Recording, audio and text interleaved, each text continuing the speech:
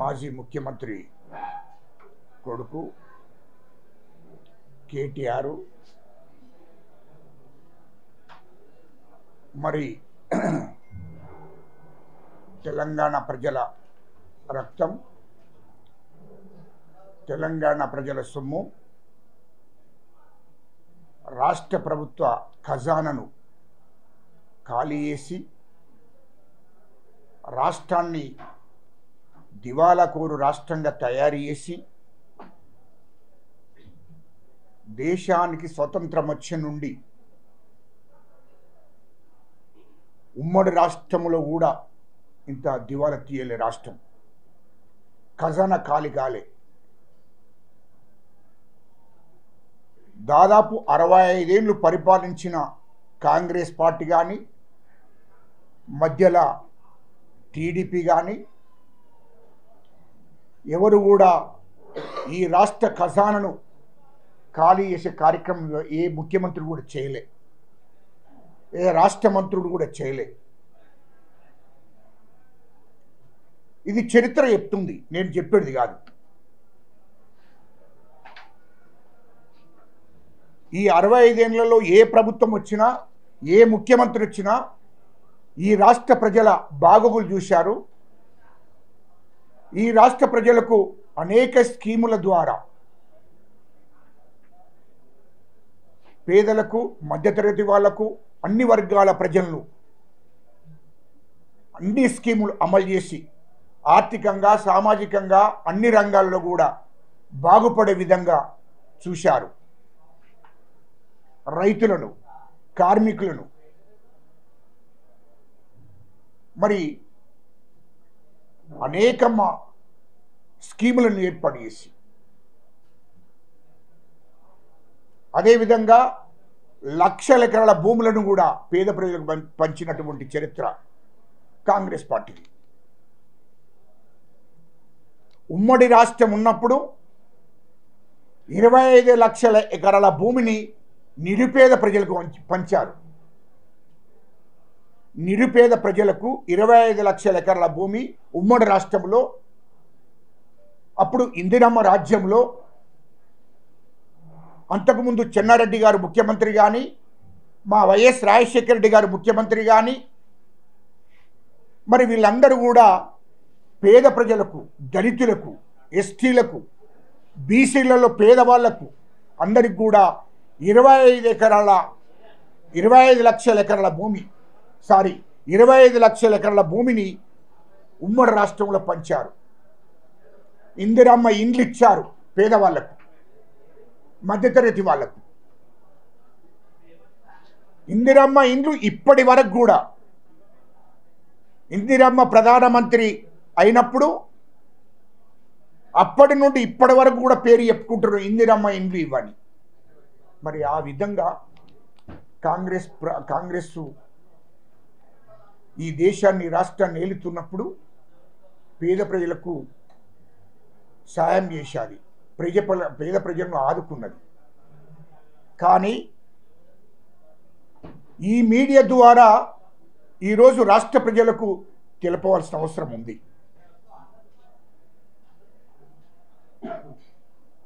ఈ రాష్ట్రం తెలంగాణ రాష్ట్రం వస్తే నిరుపేద ప్రజలకు, మధ్యతరగతి ప్రజలకు, తెలంగాణ అన్ని వర్గాల ప్రజలు బాగుపడతాయి అనుకోని ఈ తెలంగాణ రాష్ట్రం కోసం 1969లో 369 మంది చనిపోవడం జరిగింది. విద్యార్థులు, యువత 369 మంది ఆనాడు 1969లో చనిపోవడం జరిగింది. తెలంగాణ రాష్ట్రం వస్తలేదన్నటువంటి కోపం మీద ఉస్మానియా యూనివర్సిటీ నుండి, కాకతీయ యూనివర్సిటీ నుండి వందలాది మంది నక్సలైట్లుగా తయారైనటువంటి చరిత్ర.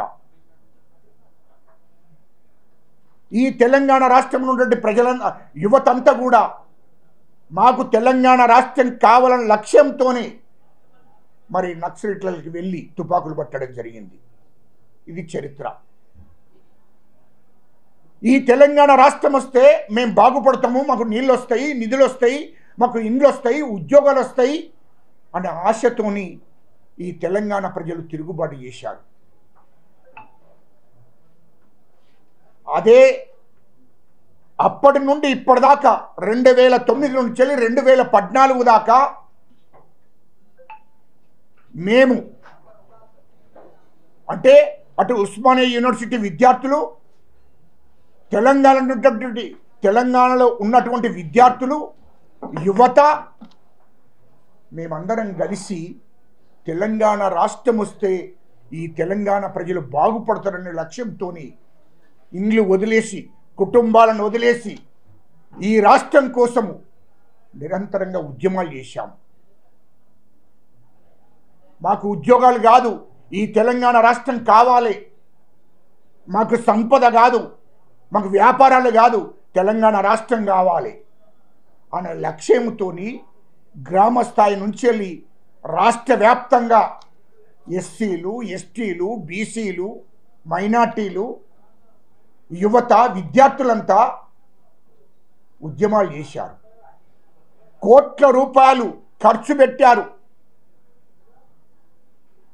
ఇయలో మొత్తం వ్యాపారాన్ని పక్కకు పెట్టి, ఉద్యోగం పక్కకు పెట్టి, చదువును పక్కకు పెట్టి కోట్ల రూపాయలు తల్లిదండ్రులు సంపాదించిన ఆస్తులను అమ్ముకొని ఈ రాష్ట్రం కావాలని చెప్పే ఆ లక్ష్యంతో మేము ఉద్యమాలు చేశాము. ఈ రాష్ట్రాన్ని సాధించింది ఎవరి కోసం?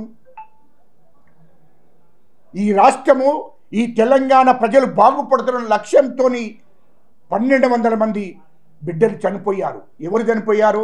ఒక దొరకొడుకు లేడు దాంట్లో. ఎస్సీలు, ఎస్టీలు, బీసీలు, మైనార్టీలు, రెడ్లు చనిపోయిన బిడ్డలు 1200 మంది బిడ్డలు. కేసీఆర్ కొడుకు చనిపోలే, కేటీఆర్ అంటోని చెల్లె చనిపోలేదు, అక్క చనిపోలేదు, హరీష్ రావు బిడ్డ చనిపోలేదు, కొడుకు చనిపోలేదు, మరి చెల్లె చనిపోలేదు. మరి ఎవరు చనిపోయింది? తెలంగాణలో ఎస్సీ, ఎస్టీలు, బీసీలు, మైనార్టీలు, రెడ్లు. ఇంతమంది త్యాగాలు చేస్తే ఈ తెలంగాణ రాష్ట్రాన్ని తీసుకొస్తే ఈ రాష్ట్రం కోసం నేను ముక్కుసూటిగా అడుగుతున్నారే కేటీఆర్, నీకు ముక్కుసూటిగా నువ్వు సమాధానం చెప్పు. దీనికోసం రాష్ట్ర వ్యాప్తంగా కూడా అన్ని జిల్లాలు కూడా మండలాలు కూడా తిరుగుతాం. ఈ తెలంగాణ ఎవడు తెచ్చాడు, ఈ తెలంగాణ ఎవడబ్బ సొత్తు అనే విషయాన్ని ఈ తెలంగాణ ప్రజలకు తెలుపవలసిన అవసరం ఉంది. ఈ తెలంగాణ రాష్ట్రం కోసం ఎన్నడన్నా 2009 నుంచి 2014 దాకా కేసీఆర్ ఎంపీయే కదా, పార్లమెంటు మెంబరే కదా, పార్లమెంటులో ఒక్కరోజు రికార్డు చూపిస్తే బాగుంటుంది. మీడియా మిత్రులు కూడా ప్రజలు తప్పుదో బట్టేయకండి దయచేసి.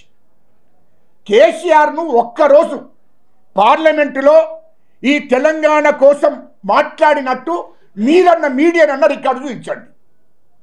నేను మీడియాకు కూడా చెప్తున్నాను, మీ మీడియా వాళ్ళకు కూడా నేను విజ్ఞప్తి చేస్తున్నా.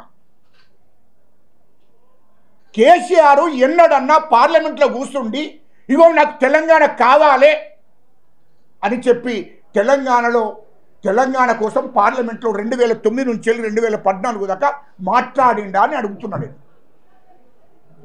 పార్లమెంట్కే పోలేదు. మరి తెలంగాణ కోసం త్యాగం ఎక్కడిది? త్యాగం ఎక్కడిది? తెలంగాణ సెంటిమెంట్ మీద కాంగ్రెస్తో పొత్తు పెట్టుకున్నాడు. అరే కేటీఆర్ ఇది వాస్తవం, కేసీఆర్ ఇది వాస్తవమే కదా.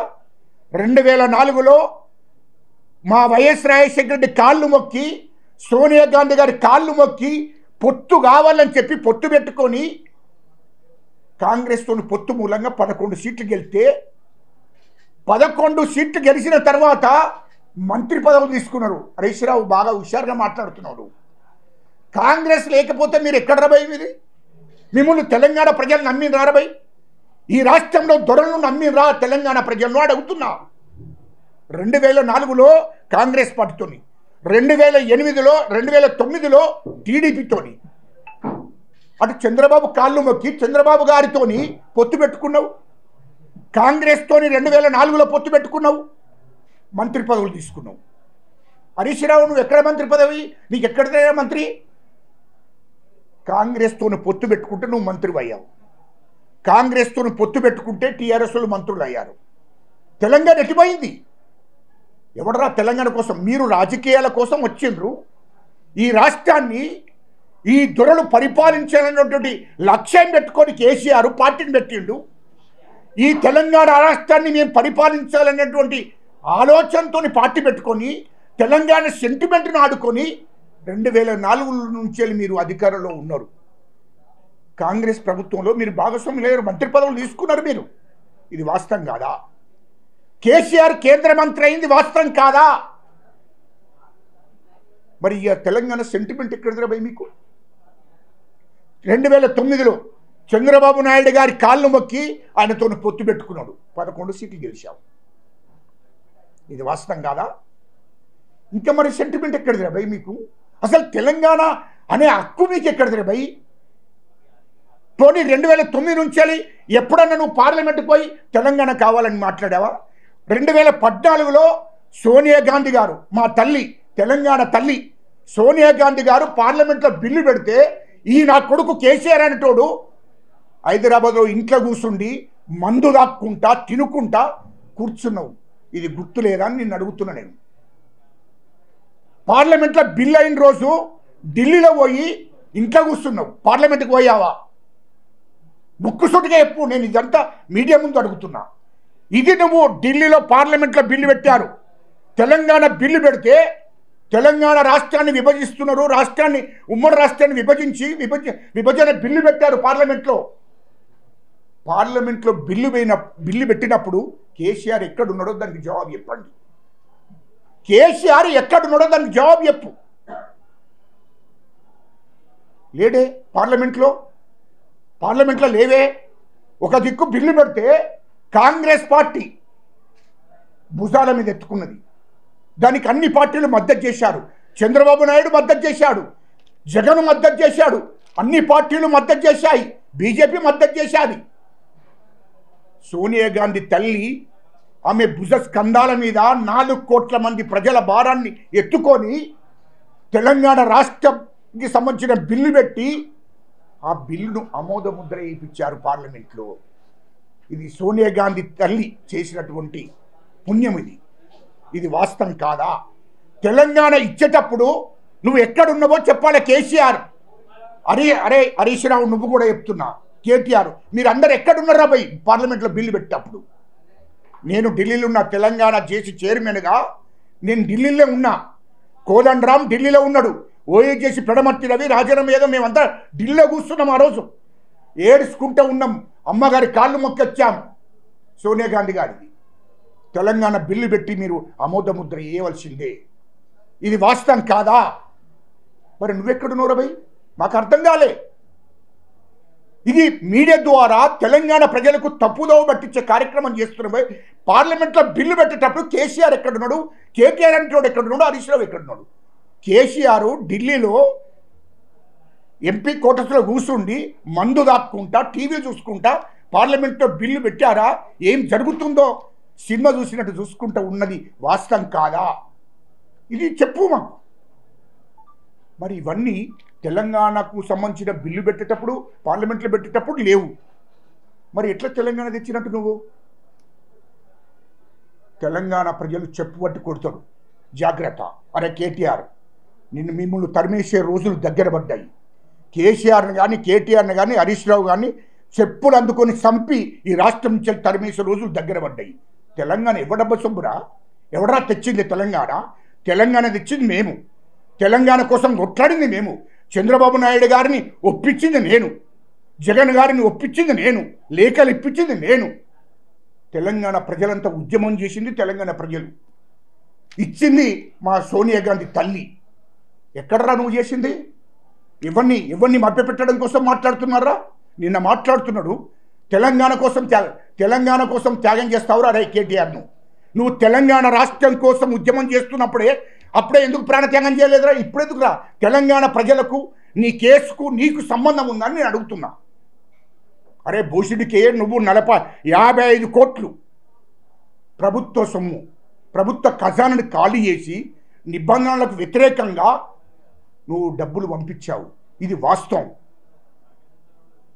భూషుడికే నువ్వు సచ్చుడేందిరా? నువ్వు సత్యేంది బతికితే తెలంగాణ ప్రజలకు, ఎస్సీలు, ఎస్టీలకు, బీసీలకు, మైనార్టీలకు 99% ఉన్న ప్రజలకు ఏమైనా సంబంధం ఉన్నదిరా? నీ సావుకు తెలంగాణకి ఏమైనా సంబంధం ఉన్నదిరా? భూషుడికే మాకేమో నువ్వు సత్యేంది బతుకుతేందిరా? అసలు నేను టీఆర్ జైలుకు పంపాలనే లక్ష్యంతోనే ముందుకు వస్తున్నారు తెలంగాణ ప్రజలందరూ. నువ్వు ఇక్కడ ఉండకూడదు, నీ కుటుంబం ఉండకూడదు. కేసీఆర్ను, కేటీఆర్ను, హరీష్ రావును, ఆ కవితను టీఆర్ జైల్లోనే ఉంచాలి జీవితకాలం అంతా. అరే మిమ్మల్ని జైలుకి ఎప్పుడు పంపుతారో అని తెలంగాణ ప్రజలు చూస్తున్నారు. అది గుర్తుపట్టుకో కేటీఆర్. నువ్వు ఇష్టం వచ్చినట్టు తెలంగాణ కోసం ప్రాణితావు. భూషుడికే తెలంగాణ ఉద్యమం 1200 మంది బిడ్డలు చనిపోయినప్పుడే ఏనాడు కూడా మరి ప్రాణత్యాగానికి సిద్ధపడలేదని అడుగుతున్నా. ఆడు హరీష్ రావు ఎప్పుడైనా మరి అప్పుడే ప్రాణం తీసుకోలేదేంద్ర భయ్? మాకు చనిపోలేంతా మా వాళ్ళు, బతికింది సెంటిమెంట్ ఉపయోగించుకున్నది మీరు. వీళ్ళు తెలంగాణ వచ్చిన తర్వాత ఈ రాష్ట్రాన్ని 2014లో మీరు అధికారంలోకి వచ్చినాక మీరు ఎప్పుడైతే టీఆర్ఎస్ పార్టీ ఈ రాష్ట్రంలో అధికారం వచ్చిందో ఎస్సీలను మళ్ళీ 100 ఎస్సీలను, ఎస్టీలను, బీసీలను మళ్ళీ 100 సంవత్సరాలు వెనక్కు నెట్టేశారు. ఇది వాస్తవం కాదా? తెలంగాణ వచ్చిన తర్వాత నీళ్లు లేవు, నిధులు లేవు, ఉద్యోగాలు లేవు, బతకడానికి కూడా కష్టం ఉండే పరిస్థితి తీసుకొచ్చారు రాష్ట్రంలో. ఈ అట్టడుగు వర్గాలు బతకడానికి కూడా వీలు లేకుండా చేశారు. ఇది వాస్తవం కాదా? ఇయ్యలో తెలంగాణ రాష్ట్రాన్ని దోషేశారు. 7 లక్షల కోట్ల అప్పు. ఈ భారతదేశానికి స్వతంత్రం వచ్చినప్పటి నుండి ఇప్పటిదాకా కనీసం 1 లక్ష కోట్ల అప్పు చేయలే ఉమ్మడి రాష్ట్రం ఉన్నప్పుడు కూడా. అరే దుర్మార్గుడా, కేసీఆర్ ఈ రాష్ట్రానికి దరిద్రంగా ఎప్పుడైతే ముఖ్యమంత్రి అయిందో అప్పటి నుండి దరిద్రం చుట్టుకొని ఈ రాష్ట్ర ప్రజల, తెలంగాణ రాష్ట్ర ప్రజల రక్తాన్ని పీల్చుకొని 7 లక్షల కోట్ల అప్పు చేశారు మీరు. 7 లక్షల కోట్ల అప్పు చేసి 3 లక్షల కోట్లు దోషేశారు.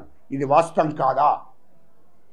4 లక్షల కోట్లు ఈ రాష్ట్రం కోసం ఖర్చు పెట్టినని చెప్పి 3 లక్షల కోట్లు దోషేశారు.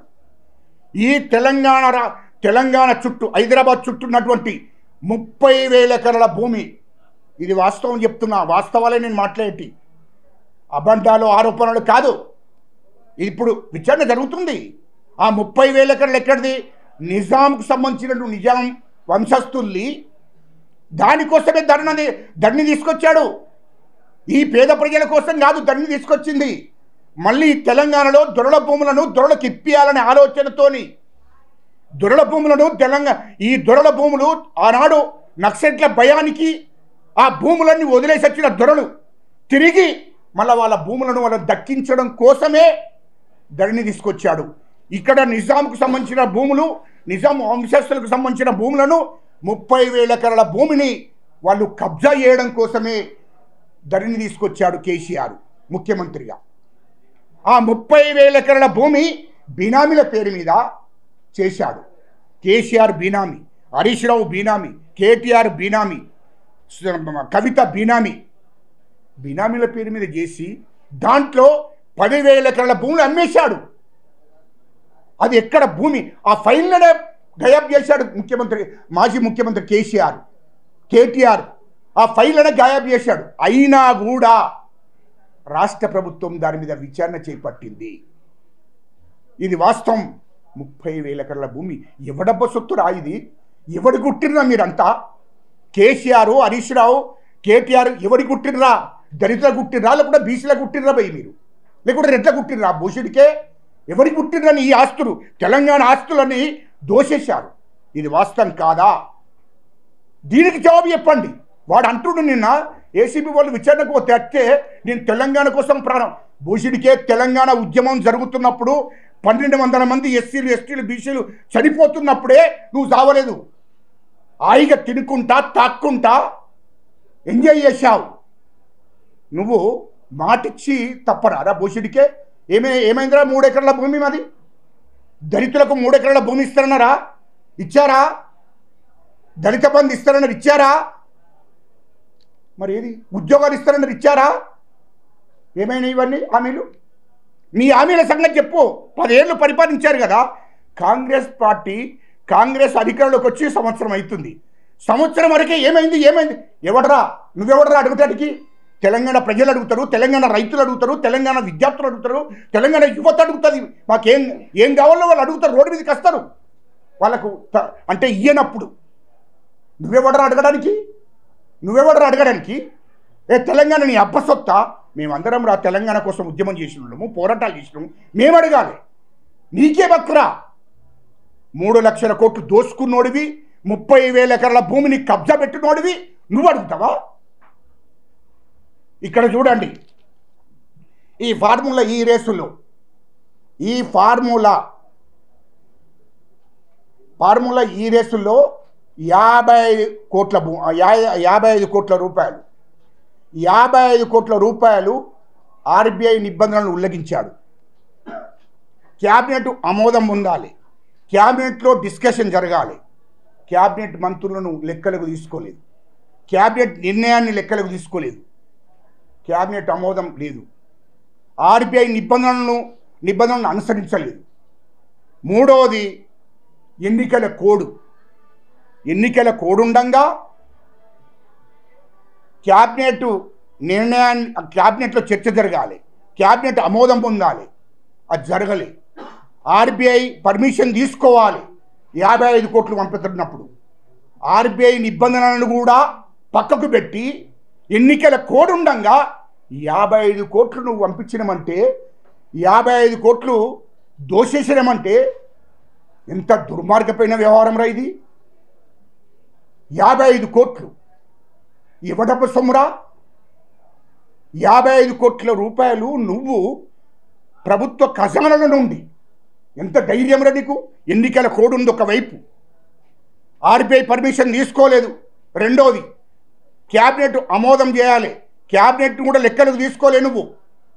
నీ సొంత డబ్బు లెక్క, నీ అబ్బ సొత్తు లెక్క తెలంగాణకు నువ్వు పుట్టినావురా బై? ఎవడబ్బ సొత్తు అనుకున్నావురా డబ్బులు? 55 కోట్లు అది ప్రజల సొమ్ము, ప్రభుత్వం సొమ్ము. ఆ ఖజానాను ఖాళీ చేసి పంపించావు. ఇది వాస్తవాలు ప్రజలకు చెప్పాలరా బై. ఈ ప్రజలు తప్పుదో పట్టిస్తున్నారు. ఇంత దొంగతనం చేసి కూడా ప్రజలు తప్పుదో పట్టిస్తున్నావు ఏంద్రా బై? చట్టాన్ని చేతులకు తీసుకున్నావు, రాజ్యాంగాన్ని నువ్వు అనుసరించలే, చట్టాలను చేతులకు తీసుకున్నావు, చట్టాన్ని నువ్వు పక్కకు పెట్టావు. నీ ఇష్టం వచ్చినట్టు పరిపాలన చేశారు, ఇష్టం వచ్చినట్టు ప్రభుత్వ ఖజానా నుండి ఖాళీ చేయించావు. ఇది ఒక్కటే కాదు, నీవు వేయించింది ఇంకా 1000 కోట్లు, 3 లక్షల కోట్లు తేల్చవలసిన అవసరం ఉంది, 30,000 ఎకరాల భూములు తేల్చవలసిన అవసరం ఉంది, నయం డబ్బును ఎక్కడ పెట్టినా అది తేల్చవలసిన అవసరం ఉంది. నయం డబ్బులు ఏమైనాయి బై? 1000 కోట్లు దొరికినాయి నయం దగ్గర. ఆ డబ్బంతా ఎక్కడ పెట్టినావు? దాన్ని ఇప్పటి వరకు కూడా నువ్వు బయటకు 10 ఏళ్ళు పరిపాలనలో ఒక్కనాడు కూడా మరి నయము దగ్గర దొరికిన డబ్బు ప్రధాన ప్రభుత్వ ఖజానాలో చేర్చాలి. ఆ డబ్బంతా ఏమైంది? నయము దోపిడీ చేసిన అటువంటి డబ్బు, నయము కబ్జాలు పెట్టిన 2000 ఎకరాల భూమి, ఆ భూమి అడ్రస్ ఎక్కడ ఉన్నది రబై? ఎవడి పేరు మీద చేశావు? అంటే మీరు బినామీ పేర్ల మీద మీరు వేసుకొని ఆ నయము ఏదైతే ఆక్రమించిన భూమి ఉందో 2000 ఎకరాలు, ఆ 2000 ఎకరాలు కూడా మీరు బినామీల పేర్ల మీద చేసుకున్నారు, దాన్ని అమ్మేశారు. ఇంత దోపిడీ చేశారే తెలంగాణను. ఎంతమంది త్యాగాల మీద ఈ తెలంగాణ వచ్చిందిరా? ఎంతమంది త్యాగాలు, ఎంతమంది కష్టం మీద తెలంగాణ వస్తే ఎవడో వీడు తెలంగాణకు పుట్టినట్టు, తెలంగాణకు వీడే పుట్టినట్టు తెలంగాణ కోసం చెప్తాడు. అరే భూషిడికే నీకు సిగ్గు మానం ఉంటే, ఇంత దోపిడీ జరిగింది కదా, ఏసీబీ వాళ్ళు తీసుకుపోయారు కదా, విషం ముచ్చుకొని సావురబోయి నువ్వు, లేకుంటే చెప్పులు పట్టు కొడతారు తెలంగాణ ప్రజలు. నువ్వు తెలంగాణ రైతుల గురించి మాట్లాడే హక్కు నీకు లేదు. రైతులను మోసగించారు మీరు, దళితులను మోసగించారు, దళితులను ముఖ్యమంత్రి అన్నారు, అమలు చేసినారా మీరు? అవురా భూషిడికే మీ అయ్య ఏమన్నా నాతోని చర్చలు జరిపేటప్పుడు, నాతోని చర్చలు జరిపేటప్పుడు, ఉస్మానియా యూనివర్సిటీ విద్యార్థులతో చర్చలు జరిపేటప్పుడు, ప్రొఫెసర్లతో చర్చలు జరిపేటప్పుడు మేధావులతో చర్చలు జరిపేటప్పుడు ఏమని చెప్పినారా మాకు? కాంతం, ఈ రాష్ట్రానికి మొదటి ముఖ్యమంత్రి దళితున్న చేస్తున్నా. ఇది వాస్తవం కాదా? మనం అందరం కలిసి ఉండాలి. తెలంగాణలో మమ్మల్ని వేరు చేయకు, మా కుటుంబాన్ని వేరు చేయొద్దు, మమ్మల్ని వేరు చేయకు, అందరం కలిసే తెలంగాణ కోసం కొట్లాడదామని చెప్పి, తెలంగాణ వస్తే నాకు అవసరం లేదు, తెలంగాణ మీ చేతిలో పెడతా, మీరే ముఖ్యమంత్రి అవుతారు, దళితుడే ముఖ్యమంత్రి అవుతారని చెప్పింది. ఇది వాస్తవం కాదా? అవన్నీ మర్చిపోయి తెలంగాణ ప్రజలను మోసం చేసి, తెలంగాణ దళితులను మోసం చేసి, తెలంగాణ బీసీ బంద్ అని పెట్టారు. బీసీలను మోసం చేసింది వాస్తవం కదా? అరే నువ్వు బీసీ బంద్ అన్నావా లేదా? మరి బీసీ బంద్ ఏమైందిరా? బీసీ బంద్ ఇచ్చినావా? దళిత బంద్ అన్నావు, దళిత బంద్ ఇచ్చినావా? దళితులకు 3 ఎకరాల భూమి అన్నావు, 3 ఎకరాల భూమి ఇచ్చినావా? ఉద్యోగాలు తెలంగాణ రాష్ట్రం రాగానే, మన ప్రభుత్వం ఏర్పడగానే ఉద్యోగాలు ఇస్తారన్నావు, ఇంటికో ఉద్యోగాలు ఇచ్చినావా? ఎన్ని అబద్ధాలు ఆడినరా? ఇంకా కాంగ్రెస్ పార్టీనే, కాంగ్రెస్ ప్రభుత్వాన్ని విమర్శిస్తున్నారు. మా ముఖ్యమంత్రి గారిని రేవంత్ రెడ్డి గారిని వాడు ఇష్టం వచ్చినట్టు మాట్లాడితే నాలుకే కోసేస్తాం నా కొడుక కేటీఆర్. తమాషాలు గట్ట వేస్తే నీ ఇల్లును ముట్టడిచ్చి నిన్ను ఫస్ట్ ఈ చట్టం కాదు, నిన్ను తెలంగాణ ప్రజలతోనే ఇక్కడి నుంచి ఉరికిపిచ్చి ఏర్పాటు చేపిస్తా నేను. నా కొడుక నువ్వేమనుకుంటే తమాషాలు గట్ట వేస్తున్నావా? మా ముఖ్యమంత్రి గారిని వాడు వీడని మాట్లాడే భూషుడికే నీకు అర్హత ఉందా? ముఖ్యమంత్రి నీతిగా నిజాయితీగా కడుపు కట్టుకొని ఇంట్లో నుండి ఆయన ప్రయాణం చేసి పరిపాలన చేస్తున్నాడు. ఇయలో సచివాలయం కట్టారు, దాంట్లో 100 కోట్లు దోషేశారు. ఇయలో మీరు ఎక్కడ దొయ్యండి? ఎక్కడ మీరు దొయ్యండి? అంటే రాష్ట్రంలో అన్ని జిల్లాల్లో కలెక్టరేట్లు కట్టారు, అండ్ల కమిషనే. రాష్ట్రం మొత్తం అన్ని శాఖలలో మీరు దోపిడీ జరిగింది, ఇది వాస్తవం. కానీ మా ముఖ్యమంత్రి రేవంత్ రెడ్డి గారిని గిట్ట ఇంకొకసారి మాట్లాడితే నేను నాలుక ఘోషిస్తాం. నా కొడుక ఈ తెలంగాణ రాష్ట్రం నుంచేలే తరిమేసే రోజులు దగ్గరికి వచ్చినాయి. ఈ రాష్ట్రం నుంచి తరిమేస్తాం. నా కొడుక మీ మీద ఈడీ విచారణ జరగవలసిందే, ఖచ్చితంగా జరగవలసిందే. అవసరం అనుకుంటే తెలంగాణ రాష్ట్రం నుంచి 1,00,000 మందిని ఢిల్లీకి కదిలిచ్చి ఈడీకి సిబిఐ కాంప్లైంట్ చేపిస్తాం. నా కొడుక నిన్ను తిహార్ జైలుకు, కేసీఆర్ను, కేటీఆర్ను, హరీష్ రావును, మళ్ళీ కవితను తిహార్ జైలుకు పంపవలసిందే. ఈడీ విచారణ జరగవలసిందే, సిబిఐ విచారణ కూడా చేయవలసిందే.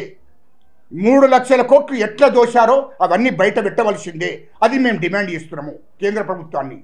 ఎందుకంటే వాళ్లకు, కవితకు వీడు మాట్లాడతాడు, దయచేసి మీరు వినండి, వీడు మాట్లాడతాడు, ఎవడు?